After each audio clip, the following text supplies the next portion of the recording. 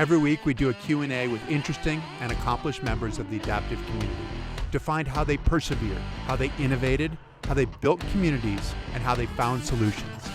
Welcome to the Nametags Chat Podcast.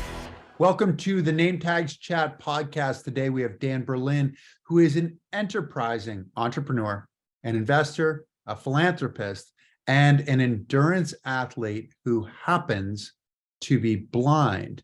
So some of these things, Dan, we need to get into it because that does you some justice, but there are a lot of other parts of it, right? So a world-leading vanilla extract company that you sold to Archer-Daniels Midland Company, what you've run run the Machu Picchu Trail. Is this what it is? What is it? Ran across the Grand Canyon and back. Then 26 miles on Peru's Inca Trail to Machu Picchu. And then you did Kilimanjaro in 2.5 days, which I'm a little bit upset about because the last day took me 2.5 days. Well, I mean, it's quite an incredible feat, what you've done. So, it's really cool. Great to be here. I'm really happy to be here with you. Thanks very much. I mean, it's really interesting to look at what you're doing. So some of it is, I mean, you fit in as a businessman, you fit in as an entrepreneur, you fit in as an investor, as someone who pushes the limit on what you can do endurance-wise. Do all of these things come together for you in some ways? Is it all the same thing, or are they disparate different things that you do? Yeah, it's an interesting question. That's a great way to look at it. All of these things come together as a whole, but it's, I'll be honest, not a initially planned out path. It's kind of like looking back and connecting the dots, kind of like the Steve Jobs commencement speech. I think the common thread for me is really this desire to push the limits, to see where those limits are, what our perceived limits and what my actual limits are.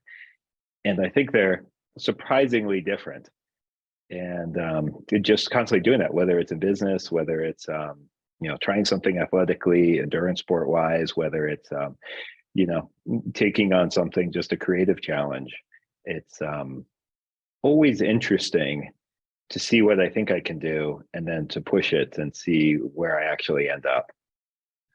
Was that always the case for you as a kid? I mean, you started losing your sight when you were 7, right? And then lost it in your 20s or were diagnosed when you were 7. Is that the precipitating event, the losing your sight, that is pushing the limitations? Were you always somebody who pushed limitations, or did you come into it, as a result of the blindness, or separate from the blindness in some ways as you grew older too? Well, if you'd ask my mom, she'd probably tell you I always push my limits. But okay. The reality is no. I was diagnosed when I was 7, and I was in a very small town in central Pennsylvania, and I just wanted to fit in. I ended up, I think, and this revelation came, decades later looking back, is that at the time I just wanted to fit in. So I wanted to play sports, I wanted to do these things, and I was losing my eyesight. So in order to do that, I was quite afraid to tell anybody I was losing my eyesight too. A couple of people knew, my parents knew. I really didn't make much of it in school, and I adapted. So I think part of this pushing the limits was a process of adapting to playing sports like football or wrestling or track and field. Along the way, as I could see less and less, I think it was nurture. I learned to adapt, and in learning to adapt, I started to bump up against what those limits were, and that's where I really started to find that life is really fun. Yeah, it's really exciting and really fun to live at that point when we're starting to push up against stuff that's what others expect of us or what we expect of ourselves. And so I think it was really an adaptation to losing my sight slowly over years. So you were having to confront that on a daily basis with diminishing eyesight. And I'd imagine there were times along the way when, as much as you wanted to hide that you were losing your eyesight, it probably didn't work out all that well. You're talking about like running track and playing football, things where things can go horribly wrong, right? Where you might run off the track, run directly into a fence or something like that at full speed, or something. Did you ever have any of those kinds of things that you went, I thought I was hiding it well, and apparently I'm not hiding it well, and this really hurt a lot? Definitely. I mean, definitely in the working in my professional career, when I started to get into more corporate roles, that became very apparent when somebody hands you an Excel sheet and you just can't read it. And maybe I didn't disclose anything. I wasn't using a cane very often back then, if it ever. Things like that. Yeah, in sports, like for football, for instance, I just slowly moved to positions where I could tell what was going on and be decently good at it without necessarily having to keep my eye on the ball. So I moved like from further out and further back up to the line, and ended up being a defensive end.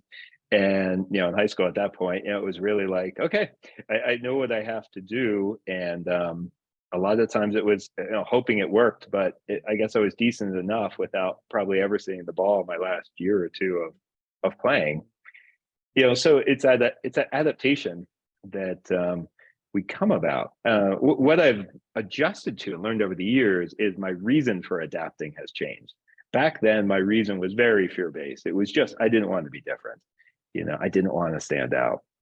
And, moving into work, it was the same thing. I think it created a work ethic. I mean, maybe it was nature, maybe not, but I just always had the attitude that I just need to work at this harder.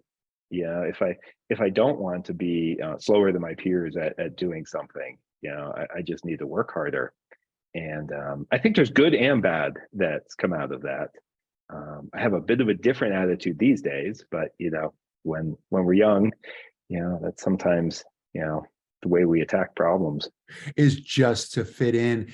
Well, some of it is developing those strategies, right? So the thing is that we often hear about people who have had difficult times, certainly people who have had some learning disabilities.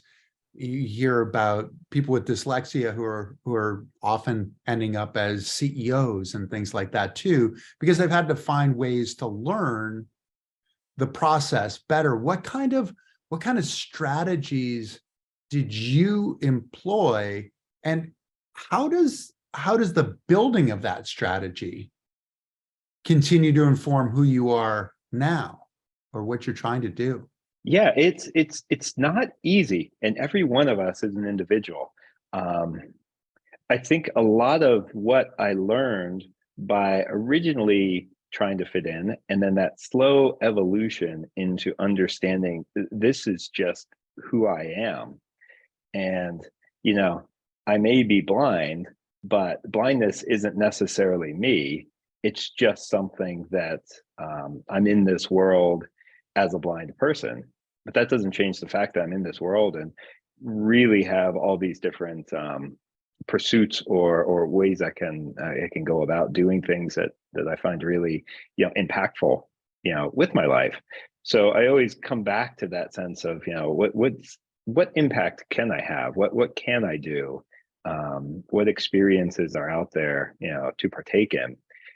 And with that, the strategy really evolves into one of the best way to put this is constantly adapting. It's always about being creative.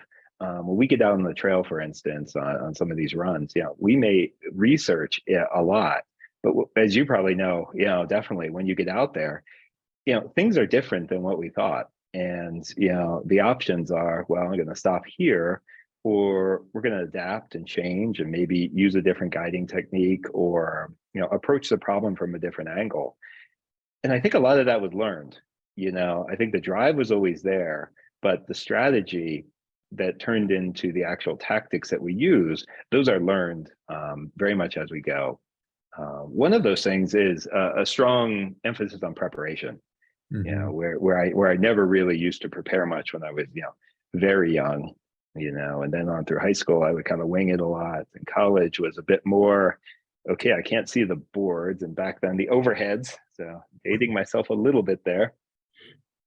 But you prepare, maybe it's work on listening really well. Try to attend every lecture and listen. Make sure I have friends and network that might have notes that we can talk about what was up on the board later. Things like that. So it's this emphasis that moved towards preparation. And then that preparation really allows one to be able to take on opportunities when they show up. If we're well prepared, we can jump into a lot of things.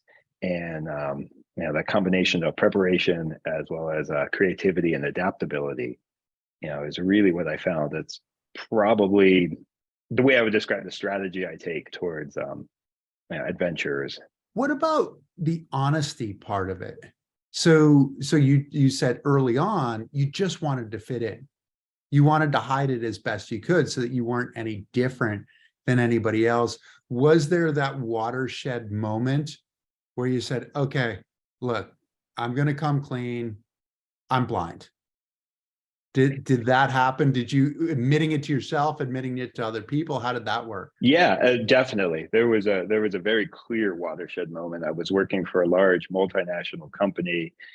We had an offsite sales meeting for a week in Mexico, and was flying down there by myself to meet up with others from the team and the company, and realizing that we were just at this resort and there was no way I was going to find my way around, get to where I needed to be all the time. So finally I broke out a cane that I had started using a couple months before, and I brought that there. And other than 5 or 6 people in my immediate group that knew that I used to turn my screen white on black instead of black on white, or I would do other things and I would never drive, I would always get rides from them. Other than that small group, nobody really knew.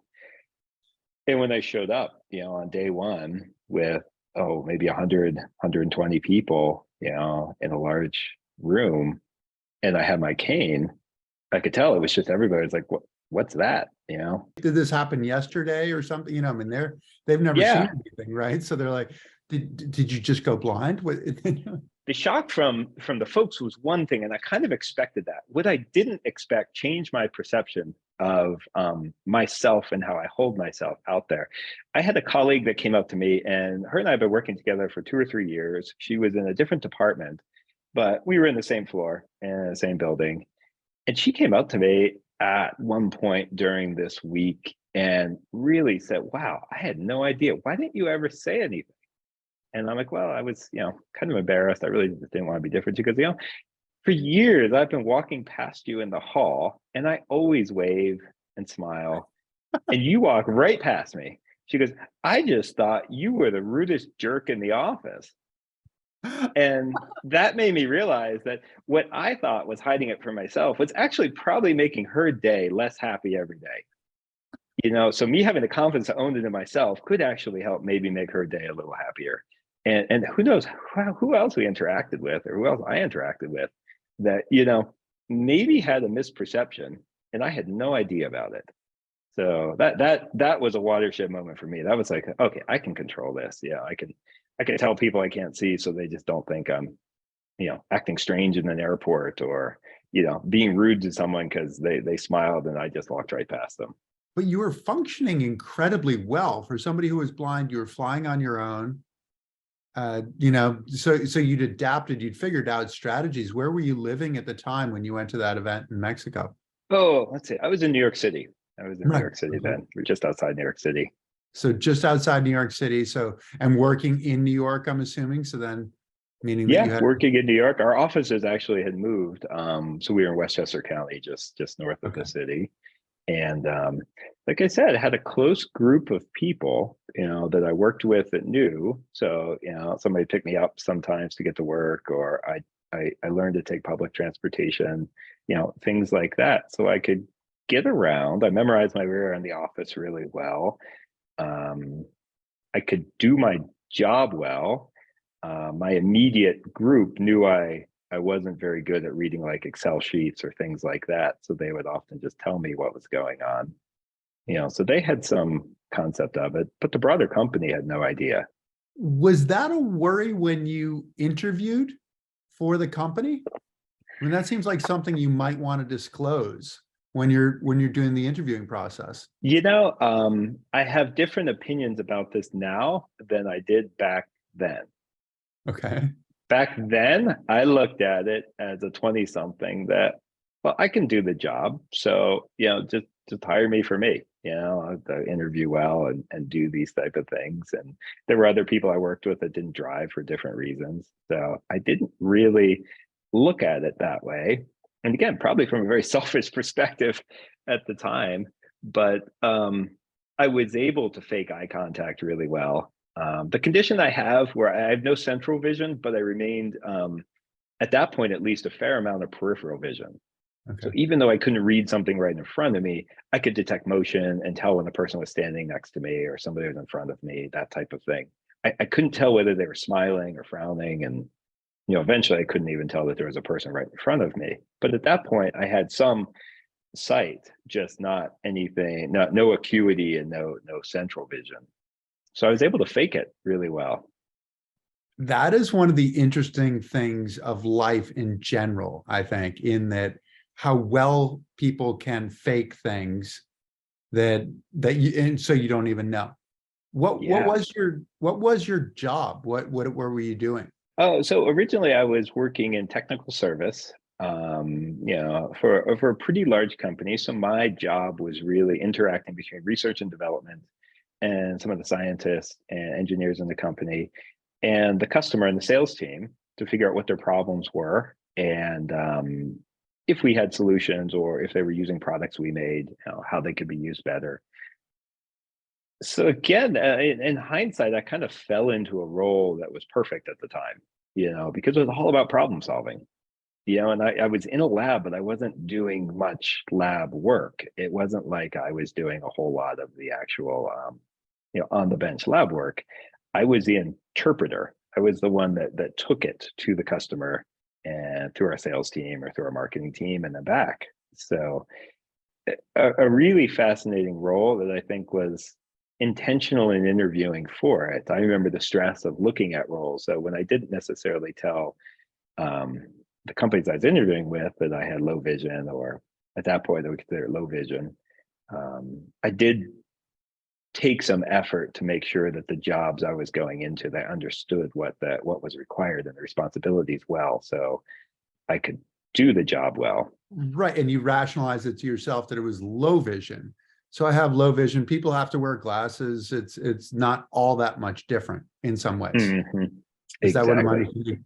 Yep, exactly. And then how did you end up going from this kind of a role, which, I mean, it sounds like this role is really, you're the liaison, but then you're also, it's such a premium on communication. So as you said before, this is good listening, which is probably one of the things that is a big challenge for all of us, is actually listening, stop talking, start listening. So you had that part going, and then being able to interpret what was going on and translate that to whichever group needed to understand it. Did that lead you to eventually having your own company? I mean, how did the vanilla thing come out of it? Because I have a soft spot for vanilla. It was always my favorite smell in making chocolate chip cookies. Right. I mean, I don't think I love the smell of vanilla. So I'm intoxicated by the smell of vanilla. So how did that happen? Did you go from there to vanilla? Yeah, through a pathway, within the same company. I would just jump back for 1 second. Yep. When you can't see, it's remarkable how much we rely on, or anyone would rely on their other senses to tell them what's going on around them. So when we can't see, it's amazing how much we hear and smell and feel. I use the analogy often about like camping in the woods. When you're out, pitch your tent, beautiful day, everything's nice and sunny outside, and you're hanging out, all's good. At 2 o'clock in the morning, when it's pitch black, you hear every stream, you hear every stick crack, you hear every wind blowing a branch against the tree. All those sounds are there during the day, but we usually don't pay any attention to them. It's not that we can't hear them; they're all there, and we can hear the same. but we just don't pay attention to them. Then when we can't see, all of a sudden, everything we hear becomes much more kind of front of mind. And that's the way I would work with a lot of things. It's not that I can hear any better. I just pay more attention to it. So in other words, I listen better. But then there's also the part, like continuing with your analogy of camping and being out in the dark at 2 o'clock at night, that the worry can be sometimes you're hearing something and you're like, oh no, that's definitely a bear. There's a bear that's coming for me. I think that might be a mountain lion. I mean, the imagination in the dark can be your worst enemy. How do you regulate that part of it to be able to hear things correctly? Yeah, it's a challenge. It's a challenge for everyone who's blind. Being a runner, taking on adventures, being on the trail, when I step off a rock, there's no perception whether this is a 4-inch drop or a 3-foot drop. All of a sudden there's just nothing there under your foot. And that is something it takes a lot of time to adjust to. It's also one of the key things I found is that building relationships with other people we trust can really help, and it can help everybody along. And I think all humans are, relationship, communal creatures, and forcing myself to be open to that and to really relying on a guide and then working well together is one of the ways that have adapted to that. But it is a challenge. I had a business partner, he and I in our vanilla company. I mean, we started a company in Madagascar. We've had joint ventures in Uganda, and not seeing, being in rural Madagascar where I don't speak French well, and I definitely don't speak Malagasy well. And then also being in places where there really just isn't public services at all. It's literally like one of the most vulnerable feelings on earth. And experiencing that really helps hone this sense of relying on our senses to know where we are and to stay safe and mostly to be comfortable. Right. And the comfortable part, I would imagine, is overriding the imagination sometimes to actually be comfortable and think, I'm okay. I know I'm in a good place. I'm okay. I've done everything, like you were talking about, the idea of preparation. You do your preparation so that you know where you are, so that you can answer a lot of the questions without having to answer all the questions in the immediate moment. The big reality is it comes back to faith, faith that things are going to be okay, and we work as hard as we can to make sure that, we're moving in the right direction, we're staying safe, we're doing these things. But at the end of the day, I feel it's just a bit more, pushed to the edge of reality, of the fact that almost all of us have very little control into what's going to happen in our lives a minute from now. I just tend to spend a lot more time thinking about that. You were saying it as if we're all sharing this sort of exact same thing, but do you feel that you are a little bit closer to that margin where you're a little bit more vulnerable that something can happen? Definitely. I definitely closer to that margin is it.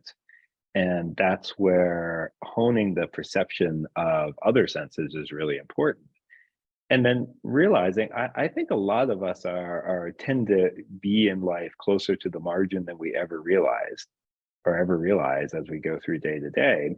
And one of the things that really helps in being close to that margin is having good human connections, having good friends, finding our people, being together and being comfortable with them. And it's one of the things, because of being blind and having to rely on others more in order to do a lot of the things I like to do, it's made me realize how important that relationship is. And now having children that are growing up, and experiencing life through them as they've moved on through their into and through their teenage years, and then moved out. Both of them just happened to one graduated high school and one graduated college this year, so both are now out on their own. We see how that worry is in a very different place now, and then now thinking about them and their lives and what they're doing, and realizing how much really happens that's unpredictable and that's really out of our control. I just happen to be closer to that margin and rely a lot on human relationships and people, just being around the right people. I want to get to the human relationships, but it's really interesting what you're talking about, the idea of adapting, which I think we as human beings have an amazing ability to adapt, but we don't necessarily utilize it until we're forced to. But you've taken a step where in some ways you were forced to adapt, where you're talking about playing football and running track and trying to adapt in some of these areas. And then you've gone with some of the endurance running that you've done, some of the triathlons, you're forced yourself into an uncomfortable position in which you have to adapt. I'm assuming that is a conscious decision on your part, that once you have a taste of this adaptation, you're going to put yourself in a position where you have to continue to adapt. Is that true? Oh, 100%. I believe growth comes from being uncomfortable. We put ourselves in these situations that are, whether they're physically, emotionally, mentally, uncomfortable, that we're pushing ourselves. That's where we learn about ourselves. That's where the growth comes from. That's where we really find out, what's in there. How do you share that mentality with other people? Because you're in a position where you are a mentor, where you're helping other people to push their boundaries. How do you share that desire, the comfort of being uncomfortable, of pushing yourself to an uncomfortable situation, because it is a good thing to do, where most people, a lot of people would think, why are you making me go to an uncomfortable position? Why do I have to choose to be uncomfortable? I can choose to be comfortable. How are you communicating that to people? Yeah, it's difficult, as I know, it's always an interesting conversation when people ask, well, why are you doing this? And we can demonstrate it, we can show it, we can talk about it, but at the end of the day, the people we're with, or the people that we encounter, they really have to make that decision on their own along the way.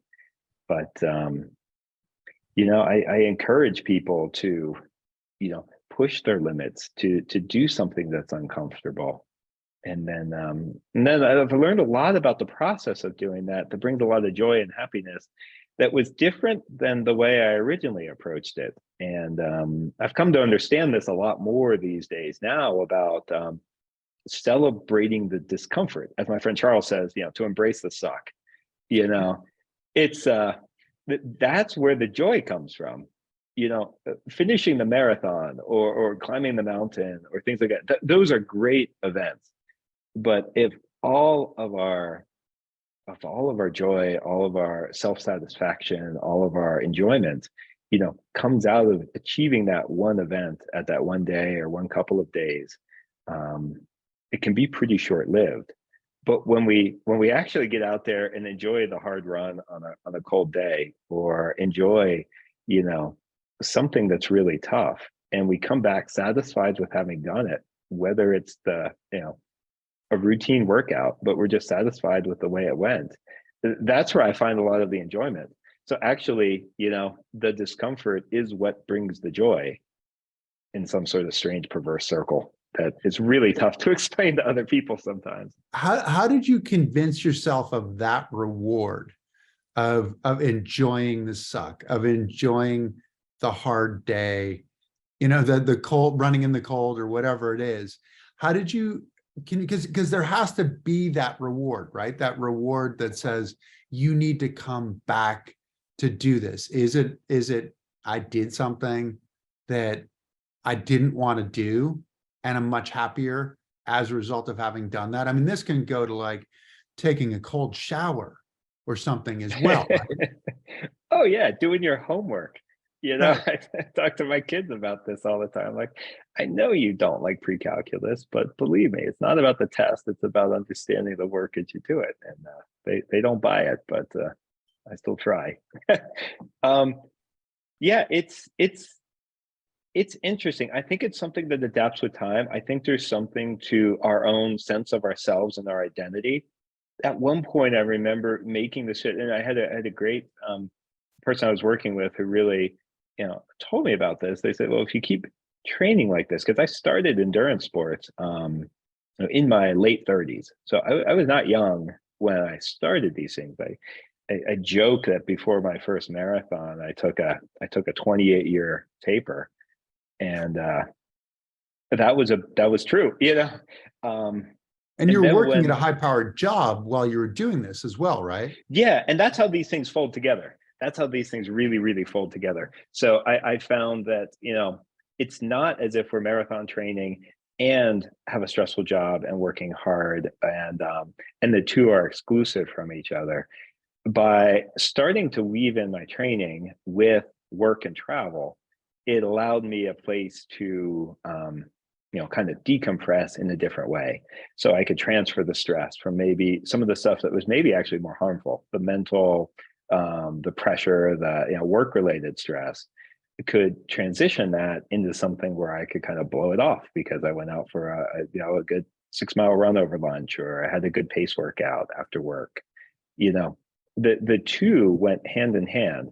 And interestingly, as I started to adapt and have the self-identity more as an athlete, that's when the workouts really started to become more enjoyable, and to the point where I used to just I still tell everybody now that I only race anything in order to train, because I do like having a plan. And without a goal, oftentimes my plan, it isn't very firm. And I find I don't enjoy it as much unless I have something pretty definitive and hard out there on the horizon. So I want to make sure that I heard you correctly there. You set a race so that you can train. That's what you're saying? Yes. That the race puts it out there, and the part that you really enjoy is the training part, is the slog, is the getting incrementally better. That's what you, so that in some ways really is the reward. The race, you're like, okay, the race is out there to make me work, to make me lead up to it, but I get to do the other stuff. Am I getting it correctly? Yes, that's the way it goes. I've trained for, specific races, a Boston Marathon race, and you show up and it's raining cats and dogs, or it's 84 degrees, and there's nothing we can do about that. But that doesn't mean I'm less satisfied about being there. And maybe this is part of coming at it from a sense of disability. And I look at what I get enjoyment is developing capability.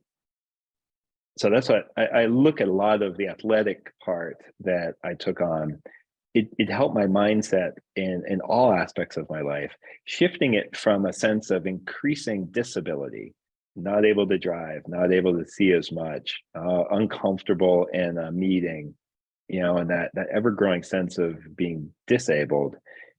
And then when I started running, I said, well, I can do some physical changes. I can get, in shape. I could take on these endurance challenges. That created this sense of ability that was lacking for years, or maybe a decade or more. And you can also enjoy things that most other people don't enjoy. So in asking that, I mean, you're doing a lot of difficult things. Do you have that one thing that you say, this is it, this is where I draw the line? As I was thinking of this question, I was thinking of sort of Indiana Jones with his snakes, right? I mean, he's slugging through, getting through everything, right? But it's snakes that were the problem, right? Do you have your snakes? Oh, I definitely do. and yeah, and I want to be true with this. I don't feel positive every day. I mean, this is hard. There's some days where I wake up and I just think this sucks. I wish I could just get out for a run on my own. I don't have somebody to run with today. I didn't line up a guide. I feel like changing my workout and I don't have a way to do it. So it's not easy. There is a level of acceptance and tolerance that also comes with the adaptability. So layering on the next level is this level of acceptance. So yes, part of it, I definitely have my snakes and my things that I could do, but I've decided that, I just really don't want to do that. I've made some changes. I've tried some other things, and I've found some different sports or different activities, and definitely in the working world. I identify that a lot in the career side.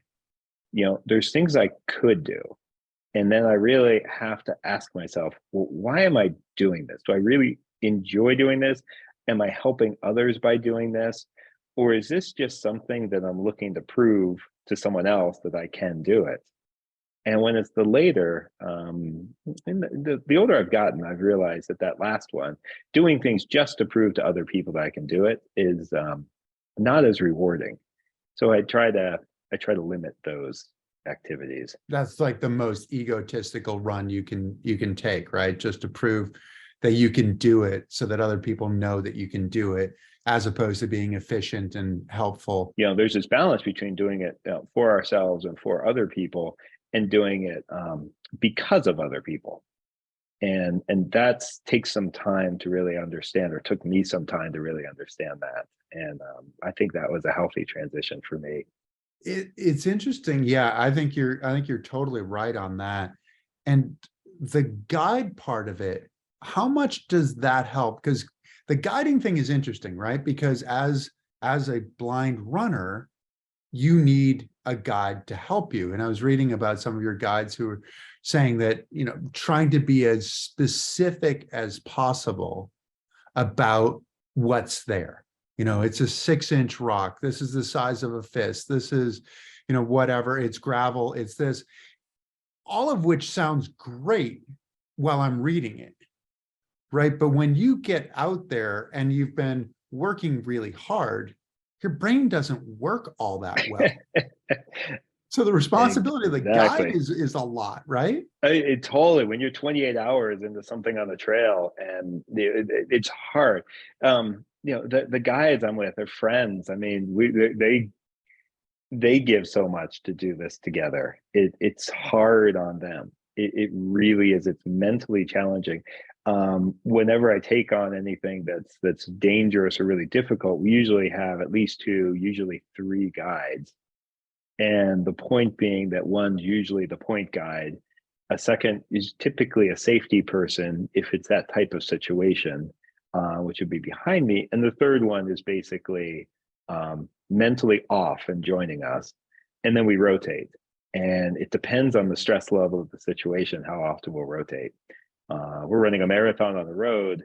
One guy can go the whole way through and there's not much there. When we're, on the north rim of the Grand Canyon with a 1,500-foot drop off, 6 inches to our right, the stress on the guides is incredible. Yeah. Because I don't know the drop offs there, but they do. So that's one of those things where I'm like, la, la, la, it's all good. Yeah. And they're like, no, stay left, just stay left. Stay left, stay alive, which that is a lot of stress when you're trying to keep someone else alive and keep them safe as well. Because if they make a mistake, then you run into something that you had no idea that was there. Yeah. And then you're hurt. And then you have to kind of shake it off or do whatever. Hopefully it's not all that bad, but that's the responsibility that the guide has, that they have to be not only your eyes, but responsible for your safety. And it's interesting to talk about some of the races, because we've seen it in like Paralympic competition, where you'll see a 5K and you'll see someone who has more than one guide, where there will be one guide at one point when these are fast runners, and the guide will drop out and another guide will jump in to be able, and I've seen that in marathons as well, where you're exchanging guides and it's sort of that tag, and then the next guide is on to ensure that they can maintain the pace that you need. How do you said it's friends who have come about as the guides. How does that conversation work? Are they coming to you saying, hey, Dan, I'd like to be a guide for you. I think I can do this. Or are you saying, hey, I've heard you're a really good runner. Do you want to come do the North Rim of the Grand Canyon? Yeah, it's a little of both. And it is a delicate but important conversation. And when I say friends, a lot of people I do different adventures with, they came to me as a guide and we've become friends. So it's a little of both, where I have had friends that are amazing athletes and we take on things together, and others that came in as guides and we've just become very good friends over time. But it's hard. And I'll tell you, the other thing with guiding is it took me quite a bit of time, but to understand that, I'm not trying to run this trail as a sighted person. I'm trying to climb this mountain or run this trail as a blind person. So I want to be the best me I can be out there. I don't have to try to strive for something that I'm just not going to have, and that took some time to really absorb and allow me to just be comfortable with being who I am out there. And sometimes that's a little difficult to explain, is the fact that, I'm not trying to be a sighted athlete or a sighted business person. I'm trying to be me being an athlete or being an investor or being a business person, even though that's different than the way most people who are sighted are going to do it. It's the realization that we all have to come to at some point, right? I think that we have an idea of who we are, an idea of who maybe we think we should be, or maybe we think other people think we should be. And then coming back to center and saying, this is who I am, this performance is for me. But you have one other element in that too, don't you? With the guide, they're trying to give you the best experience that you can. And so are they trying to push you? Are they trying to, is it finding that harmony for them as well? Or, that's a challenge because you've got a couple of different people in the team. Yeah, definitely. I mean, that's what it is. And we have to talk about this a lot, because sometimes it's about achieving something from a distance standpoint. Time really doesn't matter. Other times it's a pace requirement. And sometimes these my teammates are both guides, but they're also maybe like in a race, maybe they're a pacer too. Because one of the things that's important for a guide is they should be definitely above where I am from a physical fitness and ability standpoint, and not on the visual side. But if I want to run a 3:45 or 3:30 marathon, a good guide should be a 3:15 or 3-hour marathoner. Pushing a guide to their limit at the same pace that I'm trying to go to can be really frustrating for everybody. And so there's a lot of work that goes into that, just making sure everybody's comfortable and that this is what we're going to do. And then realizing that, sometimes a guide has a bad day too. And that's okay. And maybe that's one of the things that's come around where, I trained the race, or I raced the train instead of trained the race, because there's an extra variable in any race or in any activity that's really outside of my control. One of the things that we did to Race Across America a couple of years ago, we put together a 4-bike tandem team. And a tandem is an extreme example of that, is that when you're both on the bike together, if you're in perfect sync, you can create a lot of power and go really fast. If one or the other is off in just a little way, every time one person has pressure on the pedal and the other one doesn't, it's just wasted energy that goes into the other person's legs and not into the wheels on the road. And that's probably the case where I can see it more than anything, with this ability to work really well together, and that these races and events are truly a team event. Um, it's not about me doing something as fast as I can or as far as I can, but it's about me doing something together with a team, and the team being able to get there as fast as we can. It's interesting because you mentioned the team, and obviously for you, you've done so many different things and been successful in different things, being successful within the business world, being successful within the adventure world. How much of what you've learned there, because the team aspect and the idea of harmony is something that you're trying to achieve within the business as well, right? So you don't feel like you're stretching every single moment, and maybe not working well with the rest of the group, and so you're not benefiting from all of this. How does that work?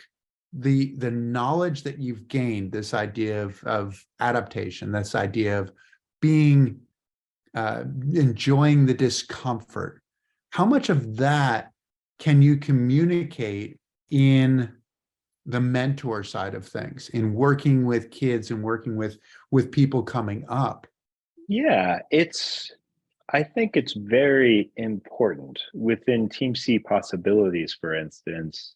We run a scholarship program for 20 plus or minus students who are blind. And we talk a lot with them. I spend a lot of time with them. I bring in mentors to talk with them. And a lot of this, they're figuring out their careers. They're oftentimes the only blind student in many of their classes, and there's sometimes they're outstanding students, outstanding people, but they're going into fields that maybe there's not really a precedent for how this is going to be done, and explaining the same thing of being adaptable, but also being tenacious, of having focus, but still moving forward is really important. And one of the biggest things we do with the students is we create this mentorship program where we bring in successful people that have had similar lived experiences. And then we also really try to create a peer-to-peer group through social activities and different things. They're all over the country and coming from all over the world. But this idea of having peers that are in the same situation to collectively discuss challenges as they come up, I think is a really good way to do that, because they're solving problems in a different way than I did 20 or 30 years ago. And I think that is really important, to be able to have that community of kind of best practices and ideas to share that with other people and be able to get feedback from them. Because really what I mentor in and what I say is really, it's about staying focused. It's about, and you might not be focused on what you want. You may not know what career you're going for, but having a goal, having a focus about, like, I want to have a certain GPA, or I want to experience three different or discover three different avenues that I could pursue, whatever that is. And then I love the cycling analogy with this, that one of my friends, Chris, always says, well, you just want to get to just keep pressure on the pedals. You're not going hard all the time, and occasionally you're going to coast, but really when you want to get through the race, you just keep pressure on the pedals. I think that sounds like a great idea. It sounds, the beauty of those kinds of things are that they sound so simple, but make such a profound effect, right? Yes. Just keep pressure on the pedals. How much do you, as the person who in a lot of ways is the mentor, how much do you end up learning from the process of being a mentor? I learn all the time. I'm learning from the students. I mean, one of my things that I think maybe also naturally curious. So I really love learning. And I realize the more I learn, the more I realize how little I really know. Um, I may know of things that I've experienced or done, but that doesn't mean that they're the right thing or that the only way to do it or even the right way to do it. So just constantly seeing this stuff. When we surround ourselves with highly ambitious people, we just learn things. They found ways. Some of our different students have found ways to do stuff that I'm asking them as many questions as they're asking me. Whether it's technology based, whether it's interaction based, whether it's mobility or communication. There's so many fascinating things that come both ways. So mentorship is not a one-way street. It's definitely a two-way street. Are there the tenets that you look at? I mean, it sounds like you've talked about some of them, the idea of enjoying the discomfort, of surrounding yourself with these, tenacious, motivated people.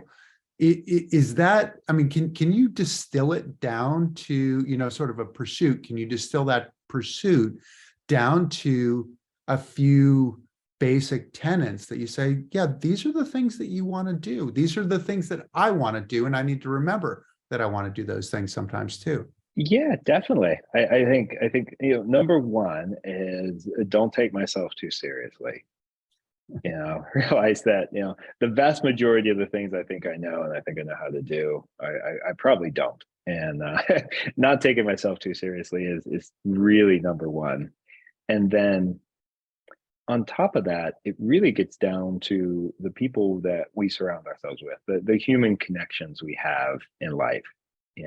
Find the people that we want to be with, that want the best for us and that we want the best for them too, and surround ourselves with them. Just be in that circle of people. That's really the basic part. And then finding out what we really enjoy, just trying a lot of different things and finding out what we like. I like creation. I like things that are new, discovering, and I really like mentoring and supporting young students or entrepreneurs. Most of my work is on investing in technology and other startups in Africa and Southeast Asia, and really being the connector, helping them develop networks, whether that's in their industries or, solving the problems that they're looking to solve, and really being involved and trying to create the space for them to thrive and see what they could do. Because they're tackling huge challenges and huge problems. And, if I can be a little part of helping them achieve some of these goals that they have, it's really, really impactful. So I really like this getting involved, and it really just comes down to the people we're with and how we interact with them. Exactly. What about the next? I mean, we've talked about the Grand Canyon, we've talked about Kilimanjaro a little bit, we've talked about Machu Picchu. What's next? Is there, I mean, these are huge things. Is it always something huge? Is there something huge? Well, the huge ones are what get the attention. Yep. But they're not always the things that are, the most enjoyable as well too. I mean, there's plenty of joy out there in the world that don't have to be so huge. For Team C possibilities, we are looking at, we got disrupted by COVID a couple of years ago that knocked us off track. But I think we're getting back onto that. We're looking at putting together an adventure on Europe, possibly something in Scotland in mid-23. And then the last continent we have to hit is Antarctica. So we're working on something there. Not quite sure what that is yet, but something preferably self-supported and hard, which doesn't sound like it's that hard to find down there. No, I think the hard part, that should be easy to find. You're saying that we are looking into it. Who is the we that's looking into that? Oh, it's my endurance partners on Team C possibilities. Okay. That's the nonprofit we founded in 2015 or so. And we really take on these epic endurance challenges around the world and spend a lot of time speaking with students in schools, speaking with parents, and interacting with kids who are blind, and the people that interact with the kids who are blind, really all around the world. And we do it in combination with these, just really tough endurance challenges. That sounds awesome. And Antarctica sounds like, I mean, it's one of those places that most people don't make it to Antarctica. So the story is already No, huge to start off with. we're trying to talk to some of the cruise operators about getting down there. We're like, well, can we go down, and can we leave the boat for 5 days and come back? And their answer so far has been flatly no. But there are expedition folks. There are mountain climbing expedition folks. There are cross country skiing expeditions and stuff like that. So we're working some stuff out there where we might be able to put something together with their support. But yeah, map a course, and the logistics are just incredible down there. But that's part of the challenge. Is it's not just the physical aspect. It's the whole putting together the team, the logistics, the training, the everything. That's just such a awesome challenge. Well, I remember you earlier in this talk saying something about that you enjoy the problem solving. So you found a place that gives you some problems to solve, it sounds like. Yeah, I would say the whole team is like that. We kind of Jones for problems to solve without creating them. So that allows us to put ourselves in really hard positions, and then have this both patience and adaptability combined with a real desire to solve the problem. That is, I think we're approaching the end, and that sounds like the coolest thing to end on, this idea of jonesing for problems without creating them. Problems to solve. There's enough out there to solve. We don't need to create them. We just need to work on solving them. Well, this sounds like a ton of fun, and so cool that you're bringing so many people along with you, that you and your team are bringing so many people along with you for the experience of finding that discomfort, of finding your way through that discomfort, of keeping the pressure on the pedal, and solving problems, and going, solving problems is a good thing. Yes, it is. It is. As there's a lot of fulfillment out there after taking on something hard that we don't know if we can do. That's one of the keys. Is one of the things that it's not certain. We don't know if we're going to finish. And that's where the thrill comes in. It's in the process of getting across the line. Yeah, and it's not a matter of avoiding the problems.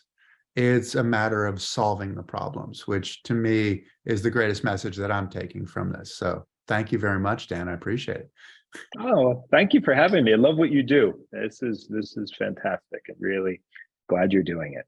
Thank you. It's been a lot of fun. And as we said before we got on, we'll have to meet in person sometime soon. We've been mutual fans, I believe. And so, yes. So it'd be nice to actually meet in person sometime. It'll happen soon. We'll make it. That's one of those problems we have to solve. I think, well, it sounds like you're pretty good at that one. So I'm sure it's going to happen. I think you are too. Thank you. All right, Dan, thanks so much. I really appreciate it. And thank you to all of you for tuning in. We hope you had a great time. The greatest gift you can give us is to tell your friends. Tell your friends to tune in. This will eventually be a podcast. We'd love for you to follow us. We'd love for you to like us, and it will allow us to continue to bring you great content. So thank you very much, and we'll see you next time.